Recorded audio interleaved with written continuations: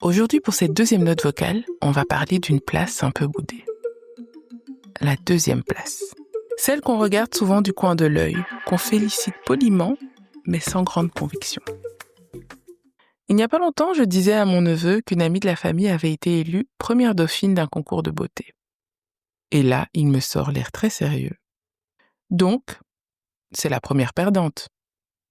Je t'avoue que j'ai ri, un peu nerveusement, parce que oui, c'était cash, mais aussi parce que c'est exactement ce que notre société nous renvoie.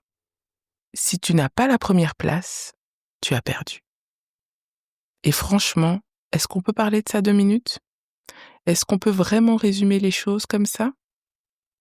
Est-ce que la deuxième place, c'est forcément un échec ? Moi, je pense qu'il est temps de déconstruire cette idée qu'on nous sert depuis trop longtemps.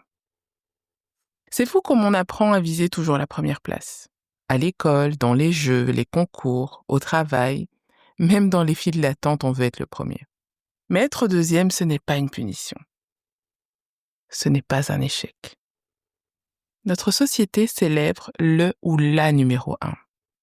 Celle qui brille, qui rafle la médaille d'or, le prix, le poste, les likes. Et elle oublie toutes les autres places. Comme si elles n'avaient aucune valeur. Mais tu sais quoi ? Pour moi, être deuxième, c'est avoir fait le taf. C'est être parmi les meilleurs. C'est un accomplissement, un apprentissage et souvent un tremplin. Regarde autour de toi. Plein de personnes qu'on admire aujourd'hui n'ont pas gagné du premier coup. Elles ont été deuxième, troisième, parfois même dernière, mais elles ont appris. Elles ont grandi. Elles se sont construites. Et surtout, elles ont continué. Et ça, ce n'est pas de la défaite. C'est de la persévérance. Parfois, ne pas avoir la première place te permet aussi de mieux observer, de mieux comprendre ce que tu veux vraiment, ou juste de profiter de l'expérience sans la pression qui vient avec la médaille. Et entre nous, parfois la première place, elle t'écrase.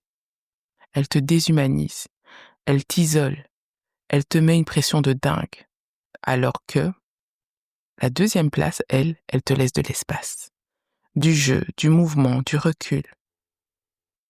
Et puis, on n'est pas toujours en compétition. Parfois, on est simplement à sa place. Et elle est très bien, cette place. Ce que je veux dire, c'est que parfois, dans la vie, on est deuxième, troisième ou même hors classement. Mais ça ne veut pas dire qu'on ne vaut rien. Au contraire, il n'y a pas qu'un seul sommet. Et surtout, il n'y a pas qu'une seule manière d'exister, de réussir ou d'être vu.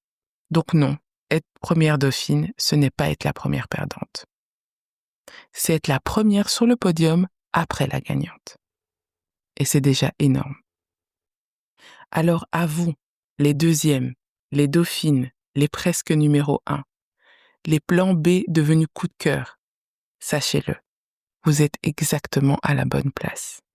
Et la prochaine fois qu'on te dit « t'as pas gagné », tu peux répondre « non, j'ai pas gagné, mais j'ai appris, j'ai grandi et je suis toujours là ».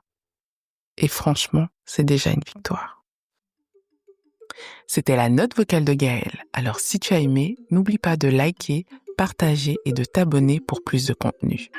À la semaine prochaine pour une nouvelle note vocale.